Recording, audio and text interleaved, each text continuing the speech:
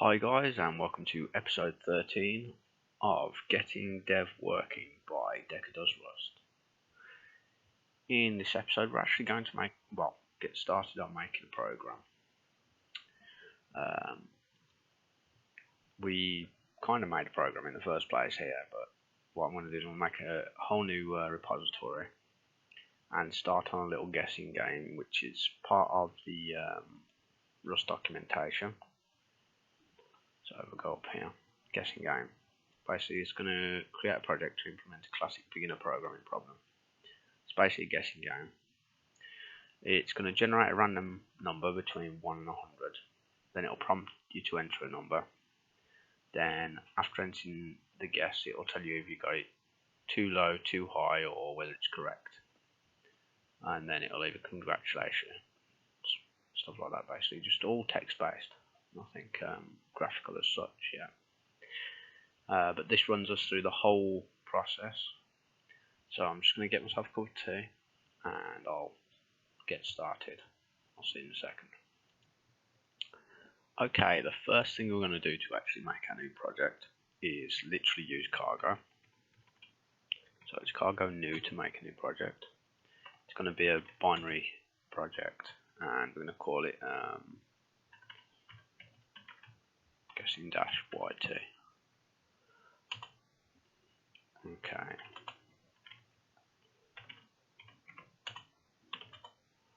Okay, so we've now got our standardized sort of cargo file and the source file and so on. Now we're gonna open that up in Atom and start editing it.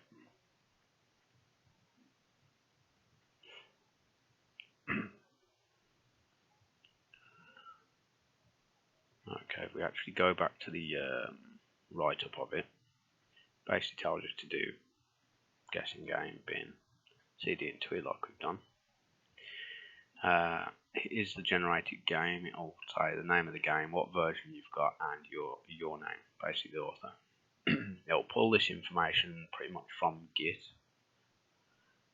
So if you've put your name and your email address in Git, it'll pull it from there anyway.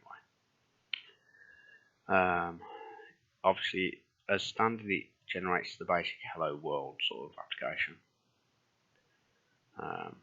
Again, it's telling us to do a cargo build to show us how to compile and things like that. But right now I just want to have a look at the source. So let's get straight into the meat of the thing. So we don't want the hello world at the moment. And we're going to be using some what Rust I think calls crates or something. We're just basically using their standard libraries and stuff, so we're including stuff. So if we go down here, so this stdio, that's kind of like saying include some library files.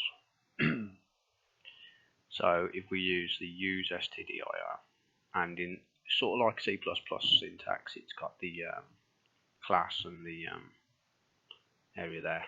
This also uses a bit like, you know, the way Java is with a dot syntax. That would be the next level down. So I'm going to actually make that.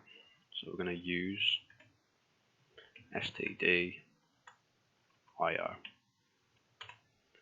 So that's us importing a sort of library. Then obviously we've got our function which starts, and then we're going to print a couple of prompts. So let's do that. So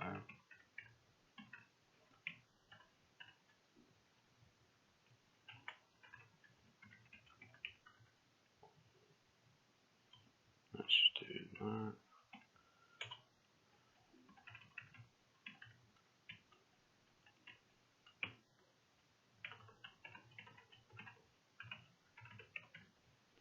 Type in your guess. So basically after this we need to take in a guess. Now if we have a look at what they've done here, let usually says okay, we're going to do a variable. Then you put the variable name. Now the problem is, well, I say problem. The thing with Rust is everything is immutable, so you can't change it or edit it. It's like having a constant, if you like. But if you add the keyword mute or MUT before here, it makes it mutable and editable. So like the opposite to C, everything's mutable to start off with, and you have to implicitly say that you don't want it to be mutable by something like, say, const. This is kind of the opposite type of language. It's very strict. So what we're going to do is we're going to do like let mute guess. Now then it's got what guess is. So for this it's implying that it's a string by making a new string attached to it, an empty one. So let's do that.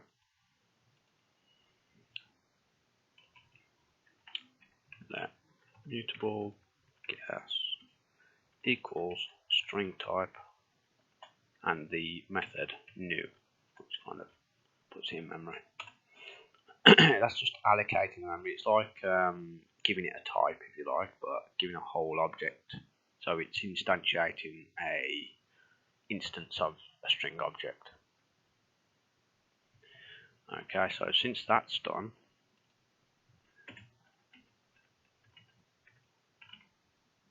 I won't actually put no on that in just yet. I'll comment later. Okay, so we've got that. Next, we're going to actually physically have it ask us, as in take in the string. So in the IO structure, we've got an std in read line. So this will actually read something from the user. And what we do is we give it a reference to a variable. But we need to say, okay, this variable is actually variable, so we've got to give it a reference that's mutable to a variable. Otherwise, it'll just give it a static reference to it without it being mutable. It'll be completely unmutable and not usable in any way, shape, or form.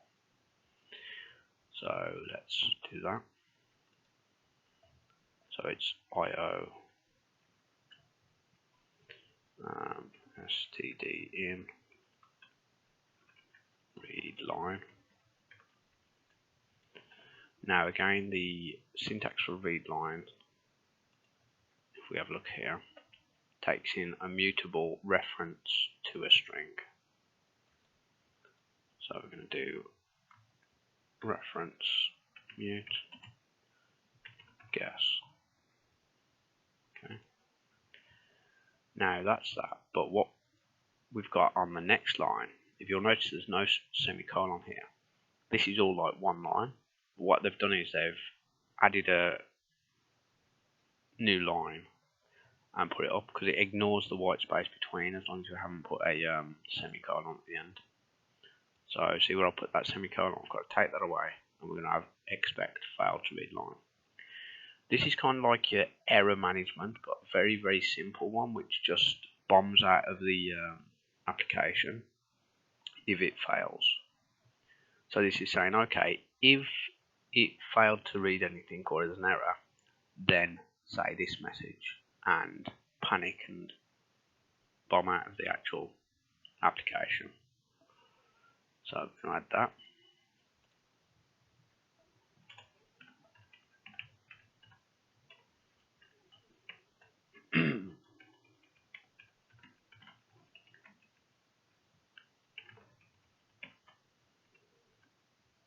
There we go. That's it on one line. Now for completeness, I'm going to put it on two lines like they have so that we can put some actual comments later. And so it's just doing the one method, then it's doing another method on the next line. Then all we're going to do is we're going to literally print out to the user their guess. So you guessed something. In Rust, literally see these curly braces? Those denote like formatting characters. So like in C, if you put %s for string and so on, then it will literally place whatever the variables are in order. So if you add that and another one, you'd have three variables. So you'd have that, comma, another variable, comma, another variable. that would print out the 3 different things in order. So I'm going to do that one. So I'm going to use the print line macro.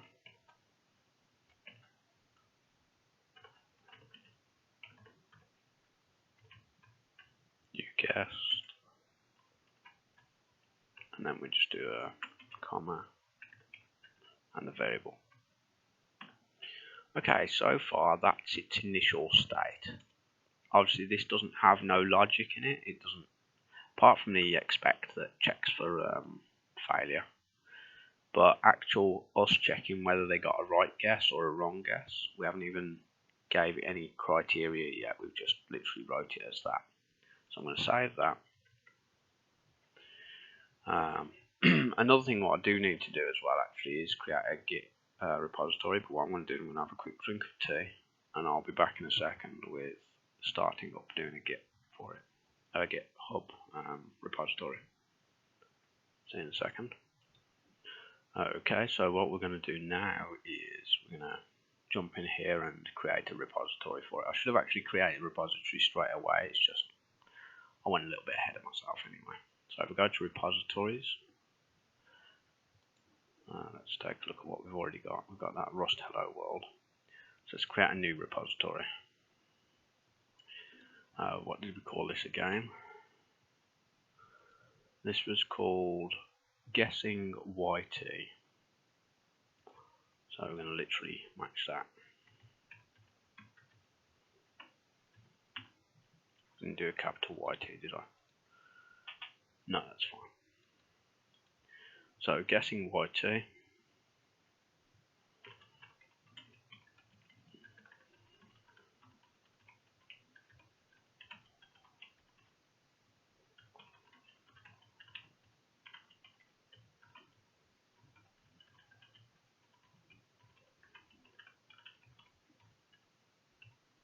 There we go. Now create repository.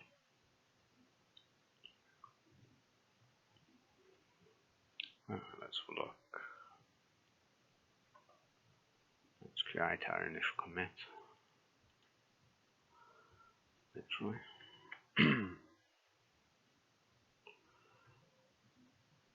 So let's commit it using this then. So we'll go packages, git plus,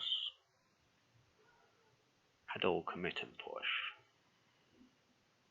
Added all files. Now we're going to give it a commit message. Initial commit, and we'll say that we created the bare bones guessing game for YouTube video. Again, let's capitalize the Y and the T. There we go. So that's that. We'll save that.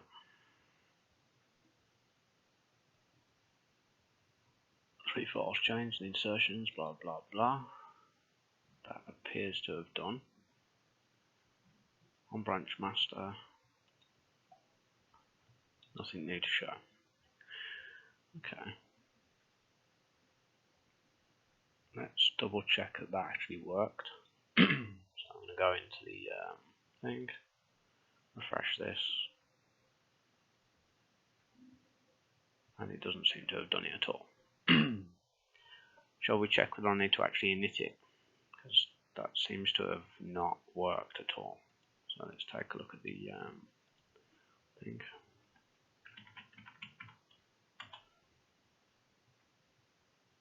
Reinitialized. GUESSING-YT. Let's double check.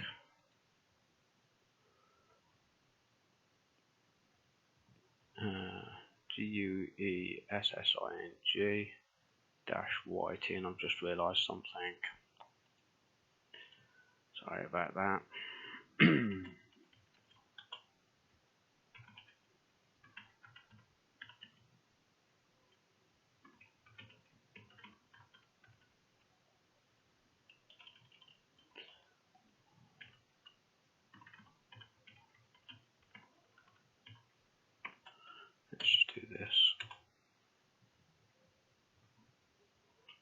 On branch master, nothing to commit, so let's clear that. What I do need to do is we need to do the set remote, isn't it? Is it set or config? Forgot how to bloody make a remote now. There we go, remote add origin. There we go, let's just copy and paste. So let's copy that.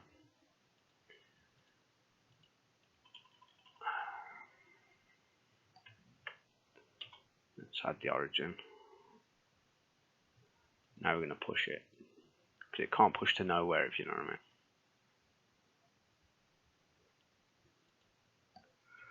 I mean. Git push u dash u, is it? I think. Origin master.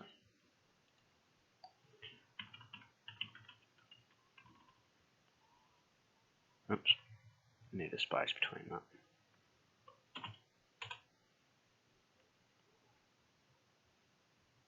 And there we go. All it was, I needed to set the origin. That was the issue with that. So if I now do working title, prompt user for input,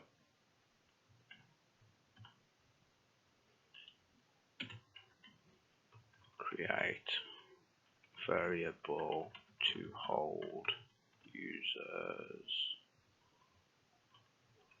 guess, read in a line from the user,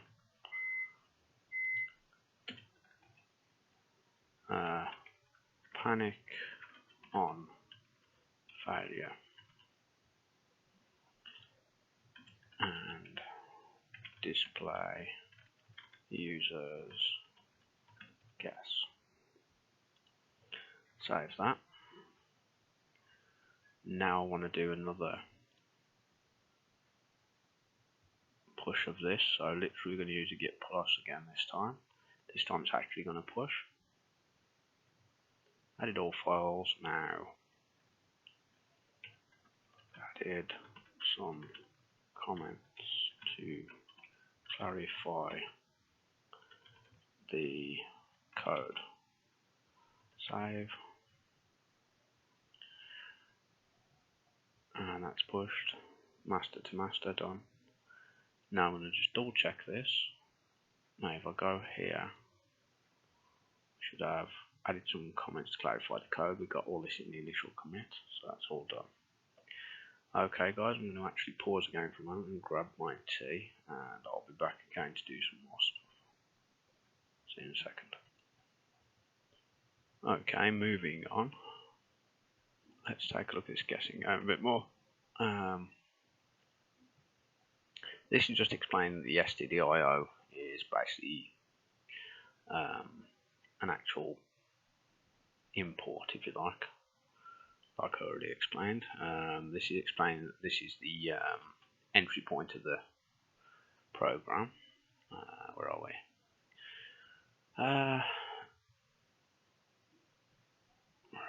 Because we didn't include a return type, assume that an empty tuple starts at the body of a function. That's fine. It's just explaining the start of a function is going to be the curly brace, and presumably the end is be the other curly brace closing it. It's explaining about the println macro again. Now it's explaining about we get a where are we? Yeah. It's explaining the let statement which is used to create variable bindings. Example, let some foo equals bar. It'll create binding named foo and bind to the value bar. In most languages it's called a variable, but Rust variable bindings have a few tricks up their sleeves apparently. They're immutable by default. MUT makes a binding mutable rather than immutable. Let doesn't take a name on the left hand side of the assignment. It actually accepts a pattern.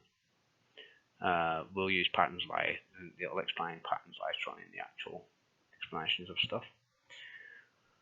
So if we do let foo equals 5, that's immutable, so that can't change. It's like making a constant in C or any other language. If you say let mute bar equals 5, that's mutable. That means that that variable can be changed. Okay. // will start a comment. That just explain that it's using like C++ style comments, single lines.